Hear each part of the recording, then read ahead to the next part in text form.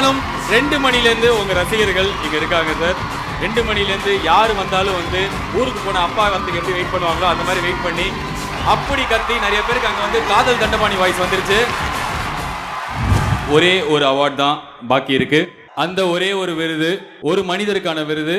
ஆனால் அவர் வாங்க போகிறது 2 அவார்ட். முதல் அவார்ட் நான் ஏற்கனவே சொல்லியிருந்த மாதிரி லாஸ்ட் 20 வருஷத்தில் சவுத் இந்தியாவில் இருக்கிற எல்லா படங்களையும் எல்லா சூப்பர் ஸ்டாரோட படங்களையும் பார்த்து கன்சிஸ்டண்டாக பிளாக் பஸ்டர் கொடுத்த Samrat of south Indian box office அப்படின்ற award.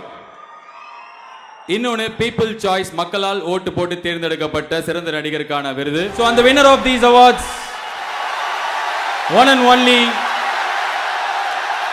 and the winner is இளைய தளபதி விஜய்.